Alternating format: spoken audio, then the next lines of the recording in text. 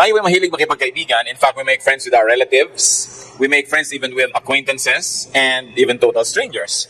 But the question is, have you made friends with yourself? Tayo ba ay kaibigan ng ating sarili? Ng ating pag-aaral, yourself, your best friend. Thank you, Father, for life. Thank you for energy, and thank you, Lord, for all the blessings you give us. Salamat sa iyong mga binibigay na mabubuting bagay sa amin, sa iyong pagtutuwid. Salamat, Lord, sa inyong pag-ibig sa amin at sa inyong pakikipagkaibigan sa amin sa pamamagitan ng iyong anak na si Jesus. Cleanse us, empower us, heal us, restore us, so we can come into your presence boldly to ask for blessings. We ask for blessings, O God, because you promised to bless us, and you ask us, Lord, to ask from you. Nawa ang inyong pagpapala ay maging malinaw sa amin, turuan niyo po kami, at ang hiwaga na yung salita, magkaroon ng application sa buhay namin. Bigyan mo kami, Lord, ng karunungan na makita ang inyong wisdom at ma-apply namin ito sa aming buhay. Protect us from all work of evil men and evil spirits. Protect our loved ones who are not with us right now from any harm, and may your mercy abound in our lives. At nawa lahat kami magkaroon ng kapayapaan at tumanggap ng pagpapala niyo. Walk in our midst, be our teacher, be our healer. We ask you, Father, in the name of Jesus our Lord, yourself, your best friend. Yourself can be your best friend. In fact, na kung may kandidato po na maging best friend natin, number one na dapat ang ating sarili. At dapat natin isipin, only God and yourself will surely not leave you. Alam namang maiwan nyo ang inyong sarili. Imposible yon. Alam namang iwan ninyo ang inyong sarili. At alam namang iwan tayo ng Diyos, pangako niya hindi tayo iiwan. So kung mayroong dalawang hindi mawawala sa ating buhay, ang Diyos at ang sarili natin. Joshua 1:5, sabi ng Panginoon, I will never leave you nor forsake you. And we claim the same promise for all people who are putting themselves under the Lordship of our God. Matthew 28:20, surely I am with you always to the very end of the age. So yun ang Panginoon at yun ang ating sarili kasama natin. What is important is to develop friendship with yourself. Bakit po natin yan nasasabi? Sapagkat napakarami mga tao tayong naobserbahan sa buhay, sa counseling, na hindi talaga nakikipagkaibigan sa sarili. Sila ang number one na sumisira sa sarili nila. Sila ang number one na sumisira ng kanilang loob. Sila ang number one na nagre-reject sa kanilang mga sariling kagustuhan. Sila ang pumipigil sa kanilang mga sariling hangarin. How can we be a good friend to ourselves? How can you be a good friend to yourself? Simple, do to yourself what you would do to a good friend. Do to yourself what you would do to others. This is the golden rule of Jesus in reverse. Sinasabi, do to others as you would have them do to you. Now, do to yourself as you do to others. In other words, know yourself. Wala namang tunay na magkaibigan, liba nilang sila'y magkakilala. Kasi kaya mo nalalaman at nasasabing kaibigan mo isang tao, kilala ka niya, alam niya ang yung pagkatao, pero tinatanggap ka pa rin niya, minamahal pa rin niya, kaya kaibigan. Pero kung ang dami-dami niyang hindi alam tungkol sa'yo, magkapalagayang loob kayo, pero kunwari lang yon. Nag-iisip ka na baka pag nalaman niya ang lahat ng totoo, mawala rin siya sa iyong buhay, so hindi mo pa siya kaibigan. So kaibigan ba natin ating sarili? Know yourself. Psalm 139 verse 14, I praise you because I am fearfully and wonderfully made. Your works are wonderful, I know that full well. Hindi sa pagiging mayabang o self-centered, nakakapanalamin ba kayo at sasabihin niyo sa sarili niyo, you are wonderful. You are fearfully and wonderfully made. Hindi yan kayabangan at hindi masama. Nakita na natin sa Psalm. Sapagkat ang kumikilala sa kanyang sarili, nakikita niya doon ang bakas ng Diyos. Nakikita niya yung imprint ng Diyos na lumikha sa kanya. Nakikita niya ang mga katangian ng Diyos na nakatanim at naghihintay lamang na maalagaan, yumabong at mamunga. Pinupuri kita, O Diyos, sapagkat ako'y kahanga-hanga ang pagkakalikha mo. Pero nasasabi lang po yan ng isang taong kilala niya ang kanyang sarili. Meron hindi kilala ang sarili niya, kaya sobra niyang pinupuri. Pero meron ding hindi kilala ang sarili, kaya sobra niyang pinipintasan. Ano po ang ibinibigay niya sa inyong sarili? Puro na lang pag-alipusta, pangahamak, puro mga sana ganito ako, sana hindi ako ganoon, sana si ganoon na lang ako. Hindi mo masabi-sabi sa sarili mo, I am fearfully and wonderfully made. Kaya napakahalaga po, kilalanin ang sarili. Hanapin yung mga talent na ibinigay ng Diyos, hanapin ang mga katangian, hanapin yung napakagandang mga bagay na nandyan. Kung hindi pa lumalabas, naghihintay lamang na bigyan ng pansin para ito ay ma-develop. Know yourself. But how can you know yourself when you are very busy trying to watch other people's lives? Paano mo talaga na masusuri ang iyong sarili kung hindi ka nagbibigay ng panahon para pag-aralan ito? Suriin na yung mga ginagawa at mga nagiging bunga nun, kundi abang ka ng abang sa buhay ng may buhay. Very important part of knowing yourself is to know your strengths and to know your weaknesses. Hindi tayo perfect. Pero meron tayong mga strengths. May mga lakas, may mga katangian ng tao, bagamat may mga kahinaan at kuminsan ay kapintasan. Si Paul, anong kanyang nasabi tungkol sa kanyang pagkakilala sa sarili niya? Philippians 3:4-6. If anyone else thinks he has reasons to put confidence in the flesh, I have more. Circumcised on the 8th day, of the people of Israel, of the tribe of Benjamin, a Hebrew of Hebrews, in regard to the law, a Pharisee, and for zeal, persecuting the church, as for legalistic righteousness, faultless. Sabi niya, kung meron sana na may karapatan dito na magsabi, ako okay, ako na yun. Sabi niya, kung meron dapat magbigay ng confidence o pagtitiwala doon lang sa achievement ng tao, sabi, ako na yun. Hudyo ako, sabi niya gano'n. I was circumcised on the 8th day according to the law of Moses and according to the tradition of our nation. Sabi gano'n. Alam ko ako kung saang bayan, Israelite. Pati tribo pinanggalingan ko, Benjaminite. Talagang pusakal na Hebrew ako. Hindi lang basta Hebrew, sabi niya, Hebrew of Hebrews. At hindi lang yon, Pharisee pa ako. Nagpakadalubhasa. At kung tutuusin ang lahat ng legal na hinihingi ng batas sa ating bayan, walang maisusumbat o walang maisisisi sa akin. Sabi niya. Hindi pagyayabang, kilala ang sarili. Kilala niyo ba ang magulang niyo? Alam niyo ba pangalan?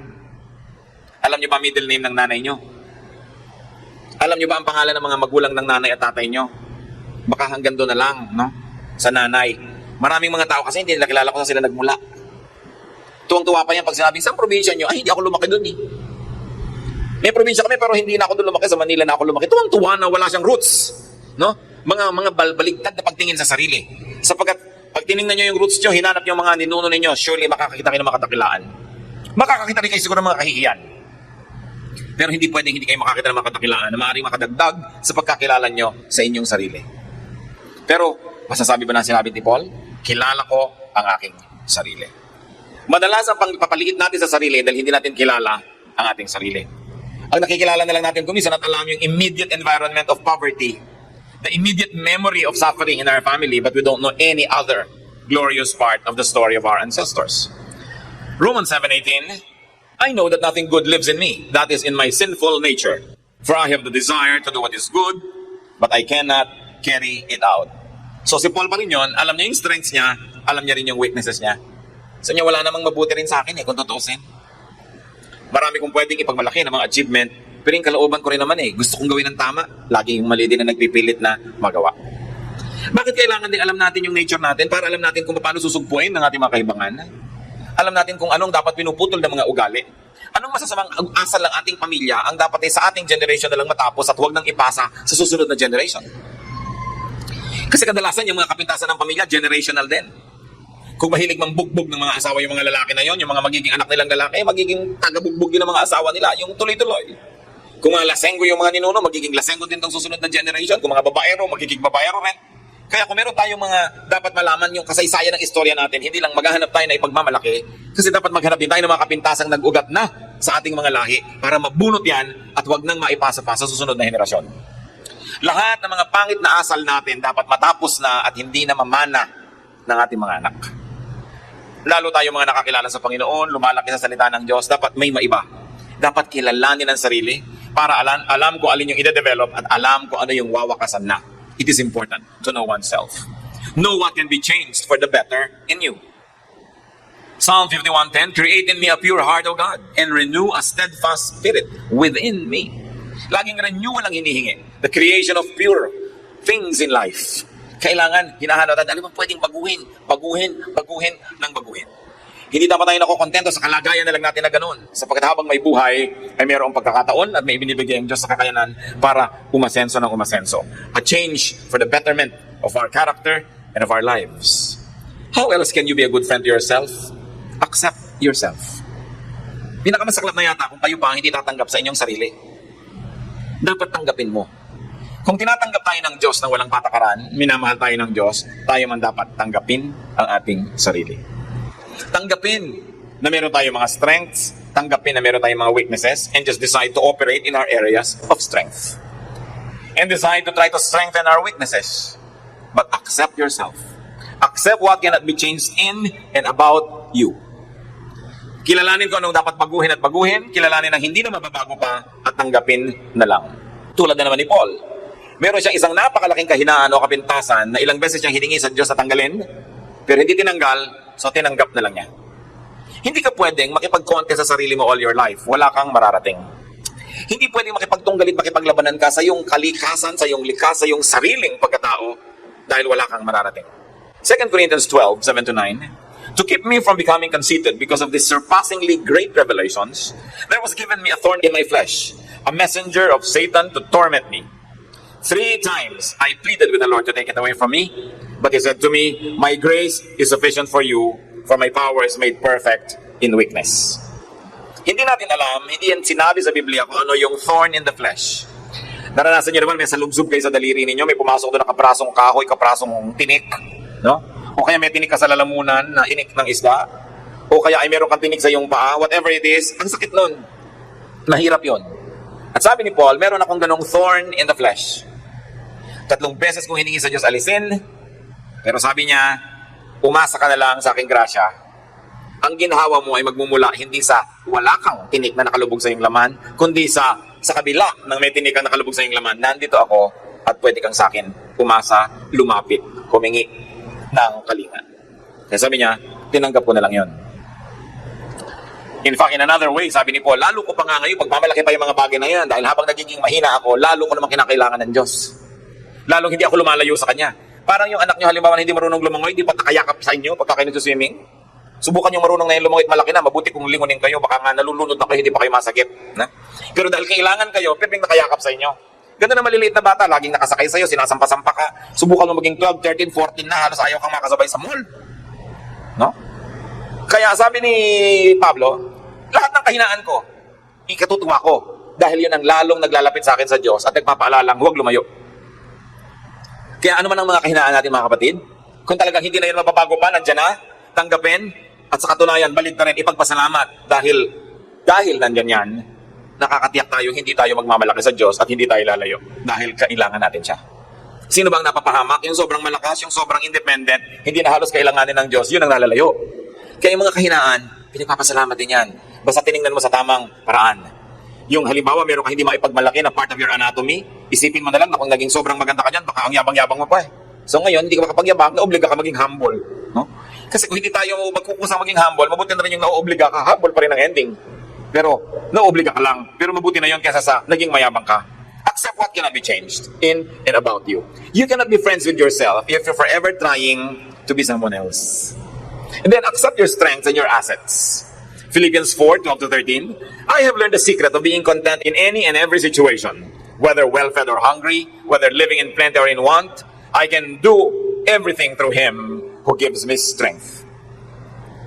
Sabi ni Paul dito, natutunan ko na ano man ang mangyari, magpasalamat.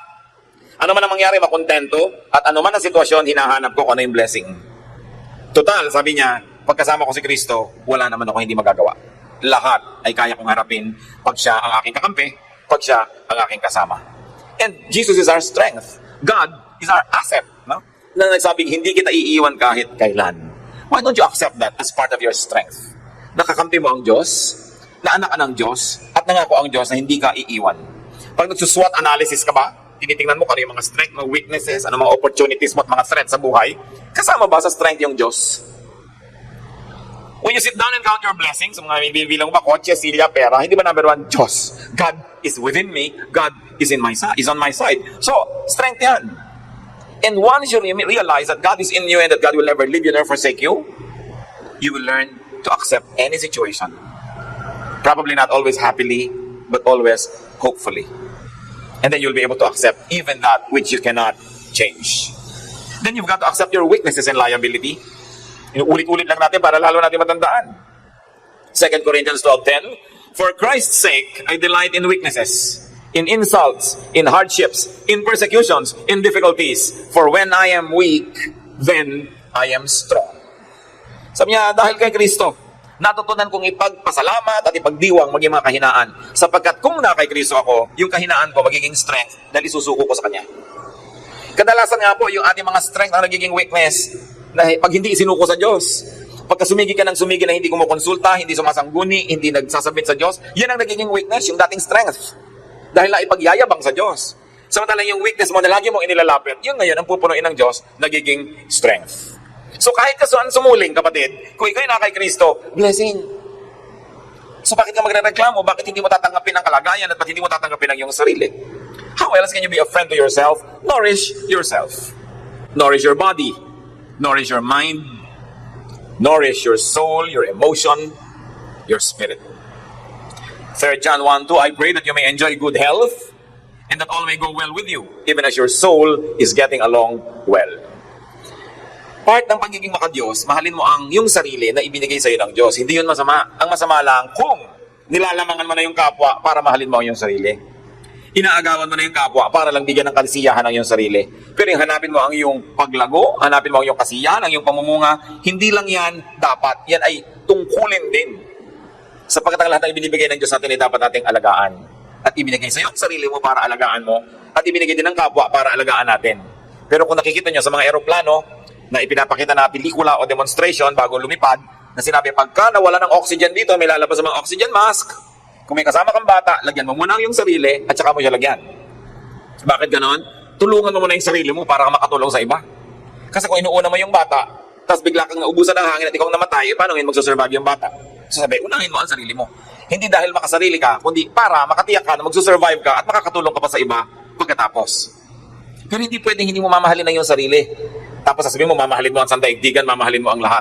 Sapagkat kung bumigay na yung katawan, bumigay ang iyong isip, bumigay ang iyong emosyon, ano pang pagmamahal ang maibibigay mo sa iyong kapwa?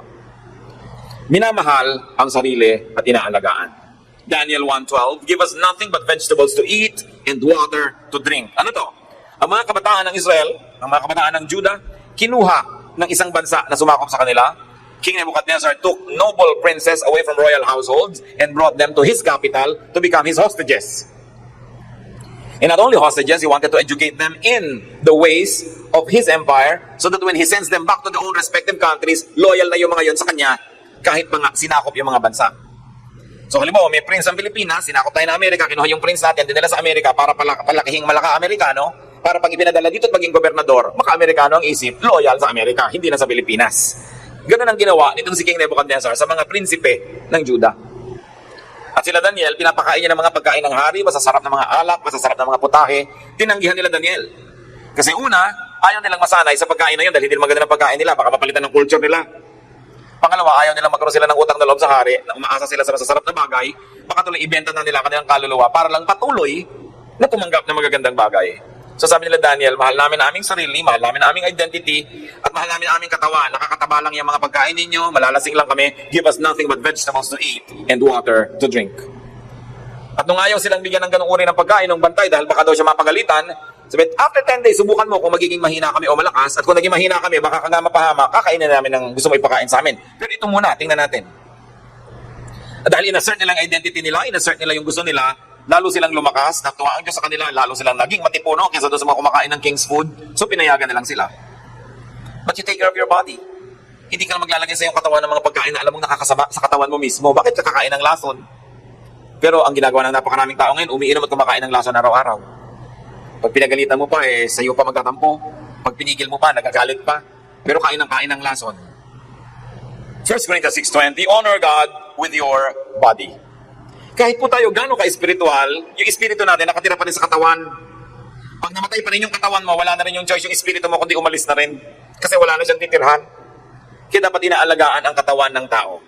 Inaalagaan sapagkat yan ang templo ng espiritu ng Diyos. That's another way to be friendly with yourself. Hindi pwedeng lagi kang sacrifice sa iba. Para sa iba. Tapos yung katawan mo napapabayaan mo, yung kalusugan mo napapabayaan mo. Dahil pag namatay ka rin, wala nang tutulong sa kanila. It is important to take care of yourself. Be faithful to yourself. Napakahalaga nito sa pagiging friendly sa ating sarili, mga kapatid. Be faithful to your beliefs. Be faithful to your aspirations and goals. Be faithful to your well-being. Huwag niyong agad-agad isinusuko ang gusto niyo sa gusto ng iba. At yan kung minsan ang isang malaking kakulangan nating mga Pilipino. Sapagkat sobra tayong mga mabababang loob, may kagandahang loob tayo, nahusay tayong makipagkapwa, makisama. Madalas, marami na tayong ginagawa, hindi naman yun ang gusto natin. Pero dahil yun ang inaasahan ng ating kasama, ng kabarkada o ng sinuman, huwag niyong agad-agad isinusuko ang inyong pananalig, ang inyong paniniwala, ang inyong gusto, lalo't alam niyong di naman masama. Huwag kayong agad dumaatras. Pagka sinabi nung kausap niyo, anong gusto mo? Pakwan o milon? Sa mo, pakwan. Tapos sabi niya, hindi, milon ang masarap. Oo nga pala, milon nga pala ang masarap. Ganun ka na agad, atras ka na. No? So, bakit? Di milon ka, pakwan ako bakit? Huwag kayong atras ng atras agad. Kung may pananalig kayo, hindi naman masama. Stick to it. Hindi yun masama na panindigan. At yan ang nakikita kong laging nagiging api ang mga Pilipino, laging nagbibigay agad, nagpaparaya. Kasi ang pagpapalaki sa atin sa ating pamilya, huwag kang sasagot, sumagot ka na lang, upo. Kaya aapi tayo lahat. No? Hindi kasamaan na manindigan para sa paniniwala. Kahit ikaw na lang ang nakatindig. Ang madalas na i-emphasize sa atin, yung pakikisama. Totoo, Filipino trait yan. Pero meron pa tayong isang dakilang trait, higit na dakila sa pakikisama, paninindigan. It's an institution in Philippine society. Maninindigan ka kahit nag-iisa ka dahil naniniwala ka doon. Tingnan niyo po si Daniel, ipinagbawal sa kanila na manalangin sa loob ng so-and-so period. Doon ka lang daw magdadasal sa hari ng Babylonia dahil sila captive. Napigil ba siya? No.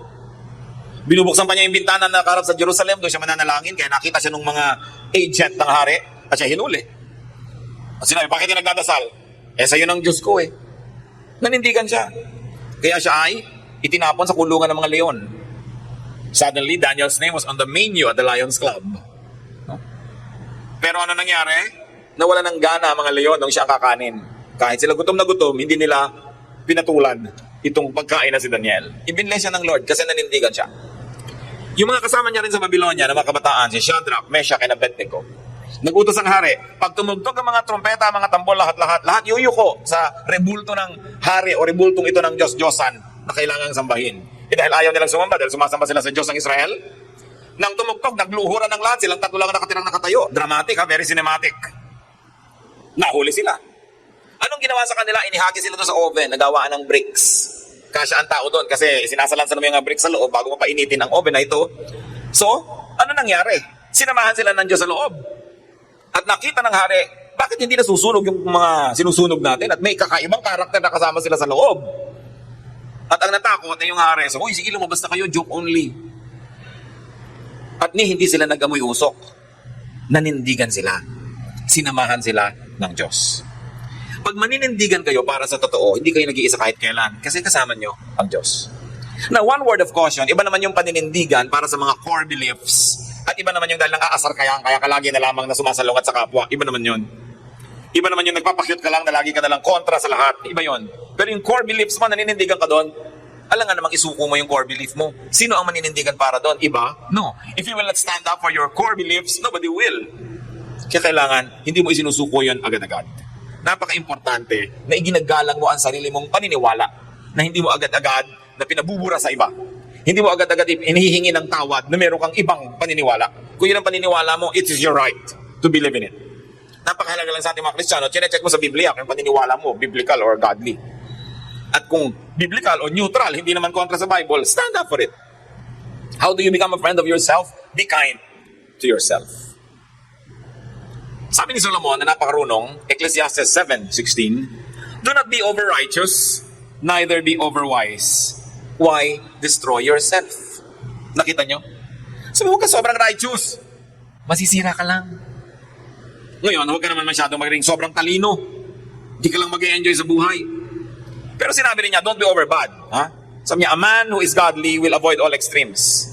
Sabi niya, sa gitna ka lang, huwag ka extremist. Ganun ang buhay. Yung mga extremists, sobrang unkind to themselves. Lalo yung mga nagiging religious extremists. Pag may naisipan na pag-aayuno, hanggang magkandapayat-payat at magkandamatay-matay na siya, nag-aayuno. Sabi, ano magdapala mo? Natuwa ba ang Diyos na nagutom ka? Ngayon, kung mag-aayuno ka para magkaroon ka ng oras manalangin, hindi ka na mamamalengke, magluluto, maghahain, maghuhugas ng plato, di okay, mag-ayuno ka. Pero yung wala naman dahilan, ginugutom ang sarili mo, dahil akala mo kinakatuwa ng Diyos. Bakit? Tsaka maraming mga tao na wala ng kasiyahan sa buhay. Yan nga binabanggit ko minsan Hindi na marunong mag-party. Sasabihin ng anak, mag-party po tayo nanay. Huwag na, yung pang-party mo, ibibili na lang natin ng mga Biblia. Bigay ka na bigyan ng Biblia, hindi rin pinagpapabasa naman, pinagbigyan mo ko minsan, nagsakripisyo ka ng sobra-sobra. So kailangan wise ka rin sa pagbibigay, hindi lang enough na nagbigay ka, binasa pa. Tsaka titingnan mo rin yung sakripisyo mong sobra-sobra, is it worth it? Of course, it's always worth to give the word of God, but you've got to apportion your resources. Alam nga namang lakat na lamang ng kinita mo, inilagay mo sa misyon, tapos hindi na kayo kumakaing mag-anak. No? Wala na kayong kasiyahan sa buhay. Kaya meron kang konti nito, konti noon, konti nito. Kaya sabi ni Solomon, do not be an extremist. Do not be over-righteous. Meron pa na wala nang kakainin, ihuhulog pa lahat doon sa offering, yung kanilang pera. Bakit mo naman gagawin yun? Di magtira ka para sa sarili mo kung talagang wala na. Yung iba naman kasi, ginagawa nila yung puhunan, ay inilagay ko lahat, maobliga ang Diyos na lalong paramihin yan. So kung minsan, hindi rin naman napakaganda nung layunin, na namumuhunan lang pala para tumubo. Kasi sabi natin, don't be an extremist, even in what you do. No? Yung iba naman, pag dadasalin mo lang para sa pagkain, lumamignat na panis na ang pagkain, hindi pa tapos ang dasal, extremist talaga. No? Madadala ka sa susunod, huwag yung pagdadasalin ito. No? Dahil ang haba, merong mga sobrang righteous, ayaw nila manigarilyo, lahat na lang naninigarilyo, pinagalitan. Hindi huwag ka manigarilyo, pakialam mo doon sa iba. Ang katawan mo, butbit mo yung katawan mo. Yung ginagawa ng kapwa sa katawan niya, pananagutan niya yon. Gusto mo magturo, gusto mo mag-inspire, yes. Pero kung pestehan ng mga tao na mamuhay sa paraan na ikipinamumuhay mo dahil ikaw yun eh. Kung nakarating ka na sa ganung level ng pagkaunawa, ganung level ng commitment, ang dami mong dinaanan para marating doon. Dinaanan ba yun ng kapwa mo? Ba't hinahanap mong nandun din siya sa level na yon? At yun kung minsan, mga kapatid, ang napakahirap sa mga Kristiyano. Ina-assign natin sa iba yung ating paninindigan. Kaya mga kamag-anak natin kung minsan, ang tingin sa mga born-again Christian, salot. Hoy, ayan na naman si Salot, mag-uwian na nga tayo. No? Kasi kahit na dumudugo siya at may mga sakit-sakit, Bible study muna tayo, unahin natin ang salita ng Diyos. Pati mo na ako lagyan ng kurita sa sugat ko para ako gumaling, unahin ang salita ng Diyos. This kind of extremism, wala sa lugar, wala tuloy matuwa sa ating kuminsan eh. No? Na merong kamag-anak na namatay dadali sa simbahan kung ano ayaw pumasok sa loob, akala man impyerno yung papasukin. Samantalang doon nga siya lumaki. No? Akala mo napakalaki ng kawalan sa kanya na makitungo sa mga kamag-anak na nalulungkot dahil naninindigan. Ito yung paninindigan sinasabi ko mga kapatid na not worth it. No? Hindi naman masasaktan yung kaluluwa mo na ikay naging magalang at makapagkapwa lalo sa mga nalulungkot. Yung mga kamag-anak mo ikakasal sa isang simbahan na hindi ka member, ayaw mo magpunta doon dahil ayaw mo makipamatok. Mga extremist application of scripture that cannot be seen in the life and example of Jesus. Ang tawag nga kay Jesus, friend of sinners. Friend of glutton and drunkards. Yun ang sabi sa kanya, kaibigan ng mga lasenggo, ng mga matatakaw, kaibigan ng mga makasalanan. Bakit? Dahil nakikisalamuha si Lord doon. Aanin mo nga naman ang asin kung hindi mo isasama sa mga nabubulok para maging daing yung isda at huwag mabulok. Ano? Aanin mo ang asin kung hindi mo ilalagay sa matatabang para magkalasa. Pero kung minsan, mga extremist Christians, ayaw nang makitungo kahit kanino sa kamag-anak, sa kaibigan, sa office mate. Kaya tuloy lalong iniiwasan ng kapwa, lalong walang madala sa Panginoon. So, be kind to yourself. Dapat naging asset sa atin na tayo nasa Panginoon, hindi liability. Dahil hindi gusto ng Diyos na liability siya sa buhay natin. Gusto niya asset. Pero kung mali kang magdala, magiging liability yon. Especially if you are self-righteous. So sabi, be kind to yourself. Do not be over-righteous, neither be over-wise. Do not be over-clean. Walang pinakamahirap na kasama kundi ang sobrang linis. Mga asawa na pag nagusot ang sapin, papabangunin pa yung asawa para ayusin muli. No? Yung laging pinag-aawayan ng mga tumutulo galing sa banyo, tumutulong kamay galing sa lababo, pagka 3 taon, 4 na taon, ganun pa rin. Maghiwalay na lang kayo kung hindi mo tatanggapin na ganun siya, no? Dahil mamaya, paghihiwalayan nyo rin yon. A house must be clean enough to be healthy, but dirty enough to be happy. Pag yung bahay mo parang hospital sa linis, diba? Nakakatiyak tayo, bihira ang taong gusto magpunta doon. So don't be extremist in everything. Even cleanliness, when done in the extreme, can be a burden. Sa lahat ng bagay, ayoko nang isa-isahin pa mga kapatid. I hope nagkakaintindihan naman tayo na huwag kayong extremist in anything. No? Gitna lang, relax. Sapagkat ang Diyos ay hindi naman gusto tayong hirap na hirap sa pagsunod sa Kanya. Kaya nga si Jesus na ang pumasa ng krus, siya na nga ang nagpapako doon para gumaan-gaan ang ating buhay. So yung papahirapan dahil naging Christian kayo. No? Ang dami-dami ko sa mga dietary requirements. Sabi ni Lord, it's not important what gets into the mouth, but what gets out of it. At ngayon, ang mga extremism ng mga Christians, kailangan pa ang pagpronounce sa pangalan ni Jesus, yung Hebrew pronunciation. Pag mali pa ang pronunciation, walang talab. Another extremism. Kailangan ng culture ng church man, tugtog ng Israel, o sayaw ng Israel, o kung ano-ano. That's another form of oppression. Sabi nga ni Shakespeare, a rose by any other name would still smell as sweet. Subukan mo, natawagin mo yung rose na gumamela, maiiba ba ang amoy nun? Maiiba ba kung ano siya? Bakit nagpapakamatay yung mga iba sa pronunciation, sa tamang spelling ng mga Bible names, mga bagay na hindi dapat pinag-aaksayahan ng sobrang lakas? Another kindness to yourself, brothers and sisters, have enough rest. Bagamat konti namang tao sigurong nangangailangan ng ganitong payo, dahil dapat yung iba payuhan, hoy, sobra na ang rest mo. But have enough rest. Psalm 116:7, be at rest once more, O my soul, for the Lord has been good to you. Mahalaga nakapahinga ang isip. Kung hahanap kayo ng trabaho, yung isa hirap ang katawan, pero tahimik ang loob. At yung isa, hindi hirap ang katawan, pero hirap ang loob. Huwag kayong malito. Bigyan nyo ng halaga yung kapayapaan ng loob. Yung isa, maraming kita, pero ang gulo-gulo ng isip. Yung isa, konti lang ang kita, pero tahimik at simple lang. Huwag kayong malilito. Be kind to yourself. Huwag nyong guluhin ang isip nyo kung hindi kailangan. Huwag nyong lilituhin ang inyong kaluluwa ng maraming bagay kung pwede namang pumili ng mas simple. Kaya yung mga laging namang problema, laging seryoso sa buhay, actually you're not being kind to yourself.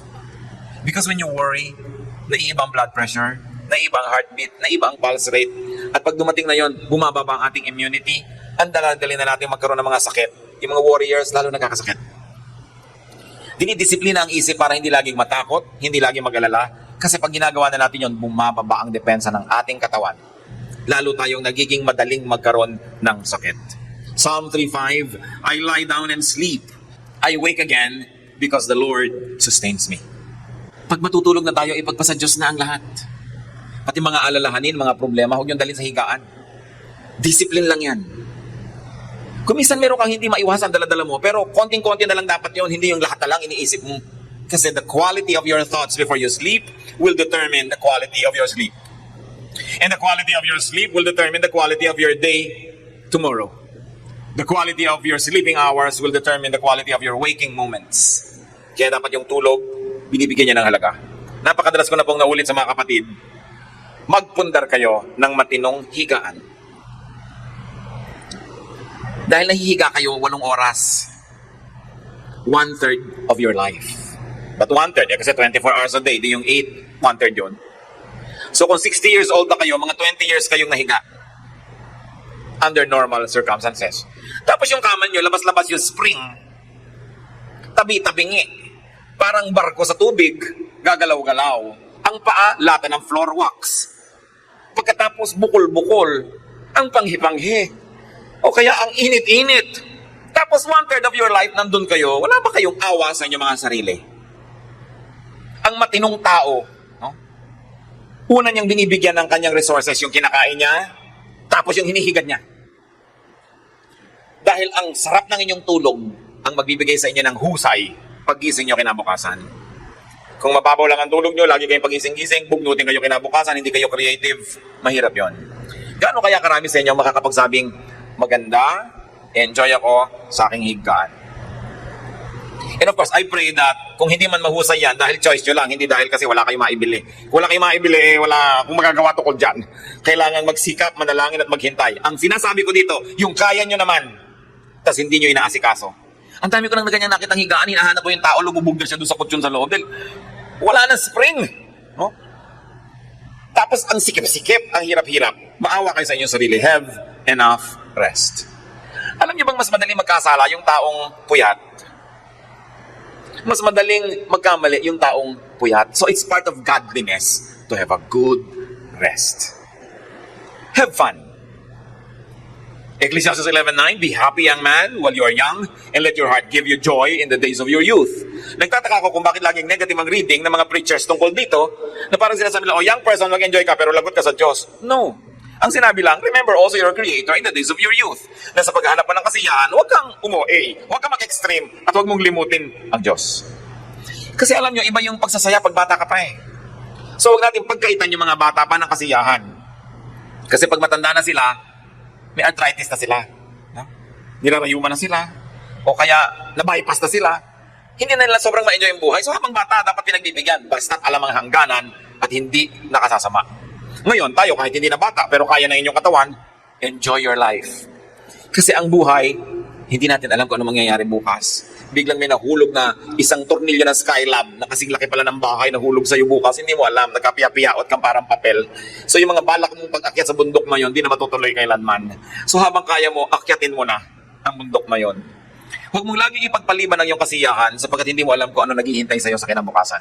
At napakahirap nung lagi ka nalang punong-puno ng pagsisisi dahil hindi mo ginawa nung kaya mo pa yung dapat mong gawin. Napakahalaga rin mga magulang, magtira naman kayo sa sarili nyo. Magtira kayo. Huwag nyo ring ubusing lahat sa inyong mga anak. Hindi yan pagiging makasarili. Yan ay pagiging mapag-isip lang. Napakarami na nating nakita mga magulang na isinalalay na lang ang buong pagtanda nila sa habag ng anak. ang nalimutan nila ay magkakaroon sila ng manugang na maaaring hindi mahabag sa kanila. Diba? So bakit mo ilalagay yung buong future mo sa kamay ng anak mo na kalahati ng buhay niya ay hawak na kanya magiging asawa? Nakakatiya ka ba? At saka hindi lang yun. Kumisan nga sariling anak, pinababayaan ka rin. At ang pinakamahirap sa lahat ay nagsisisi ka na hindi ka man lang nagtabi para sa sarili mo, pero wala ka nang magagawa pa dahil talagang tapos na ang panahon ng iyong pagkita at tapos na ang panahon na ikay productive. So kailangan ng tao nagtatabi. Iniibig mo yung ay anak, pero meron ka rin tinatabi sa sarili. Ito lang sabi ko, meron kayong offering, pero meron din kayong pang party, meron din kayong pang ganito. Laging by proportion.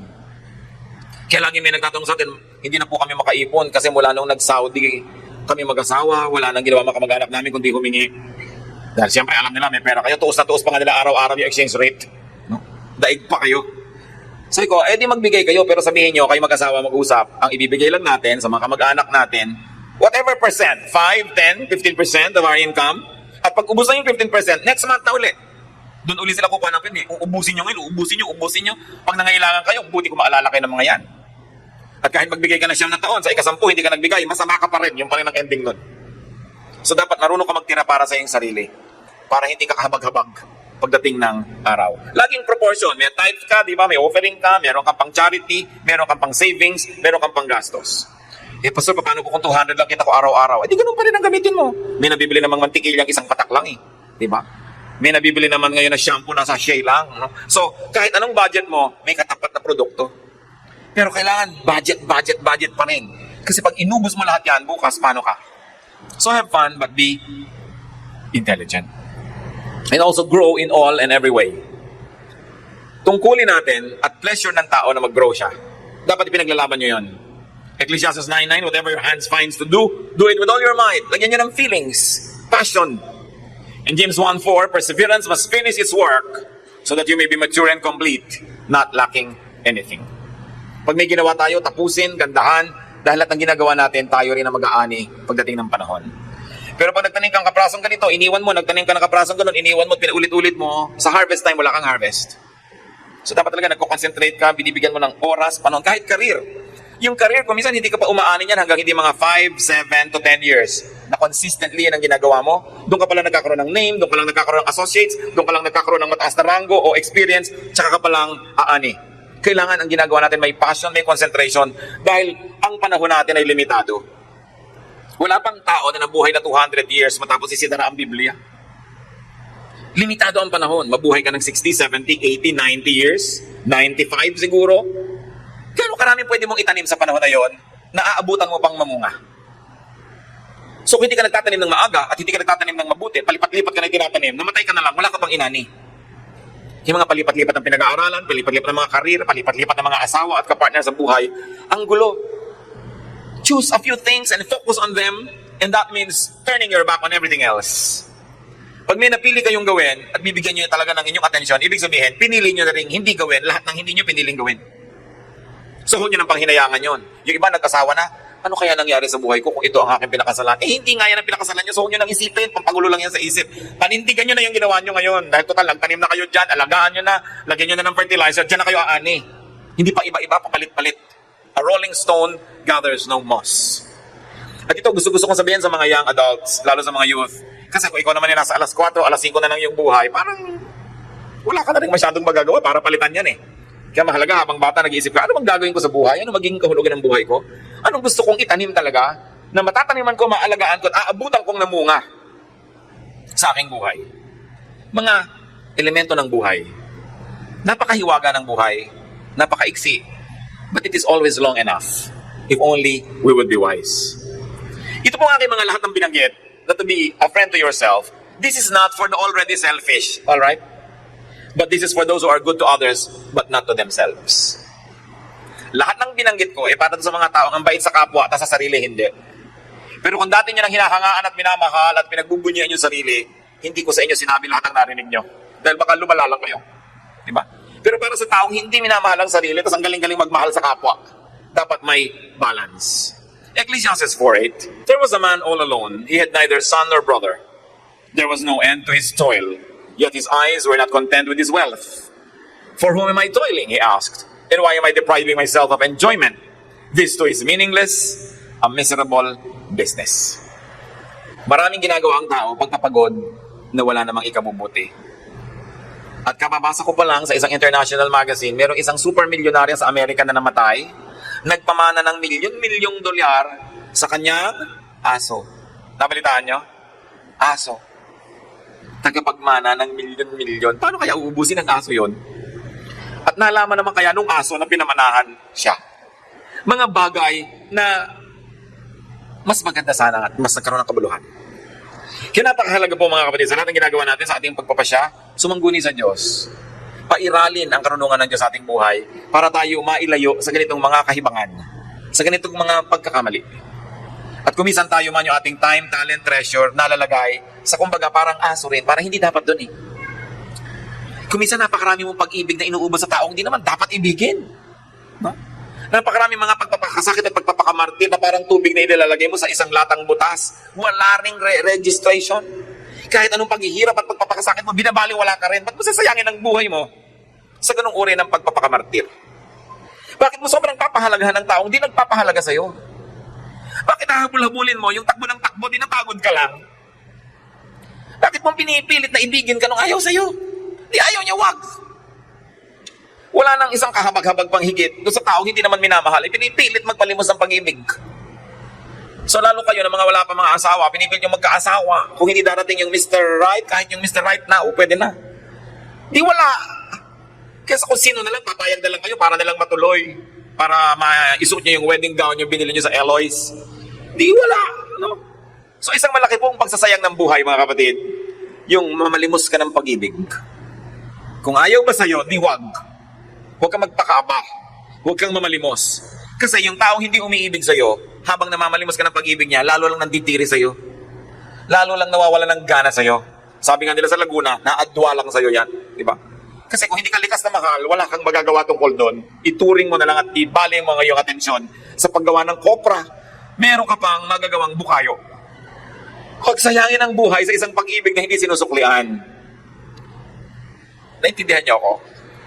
Kung hindi kayo mamahalin, huwag niyo na lang mahalin masyado. Diba? Ang dami ko lang nakitang tao, kawawa naman, yung talaga ang buong buhay, i-focus na lang sa isang taong di naman siya mahal. Bakit? Mahalin niyo ang Diyos, mahalin niyo ang inyong sarili, para pa lang kayo matutong magmahal ng tamang paraan sa kapwa. No? Hindi ipinapaaba, hindi ipinapaapi, at hindi ipinapabaliwala ang sarili, kasi tayo ipinapahalagahan ng Diyos. Pag di natin iginalang at pinahalaga nating sarili, para na rin nating di ginalang ang Diyos na nagpapahalaga sa atin. Women, you must respect your teacher. Men folk to respect you. No? Hindi ko man nakita yung nanay nyo dati, kahit binabato ng kalan ay pumapayag, ipapayag din kayo. Diba? Dahil hindi yan nakagustuhan ng Diyos, hindi yan ang ibig sabihin ng submit to your husband na pinapakulungan ka sa kawali eh. Payag na payag ka. Discover. Rediscover yourself. And be the friend that you can be to yourself. Yung kanta na, I've been to paradise, but I've never been to me. I wonder if you know the line of the song, but there's a lot of truth in it. You've got to be able to go into yourself. To know yourself. You know why? Because you will find God there. And you will be able to say, I am fearfully and wonderfully made. Diyos namin sa langit. Suriin mo po ang aming puso kung kami nagiging matapat sa inyo. Kung kami ba'y good stewards of ourselves. Ang aming katawan, ang aming emosyon, ang aming mga aspirations na ipinagkatiwala mo sa amin, ay amin bang inaalagaan o pinagtataksilan?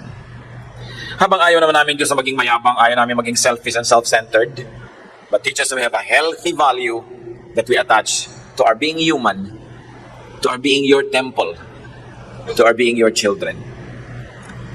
Magbulay-bulay tayo mga kapatid kung meron dito na maliit ang pagtingin nyo sa inyong sarili. Inaakala nyo wala kayong halaga o kaya ay kulang ang inyong halaga. Mag-isip-isip kayo. Jesus died for you. You are valuable. God created you and God sustains you. You are valuable. Hindi ko ito sinasabi doon sa mga napakalaki naman ng pagtingin sa sarili. Kailangan naman nun para mag-balance ay pababain ang sarili. Pero kung sobrang babatingin natin sa ating sarili, hindi yan maka-Diyos. Pagsisihan, ilapit sa Panginoon,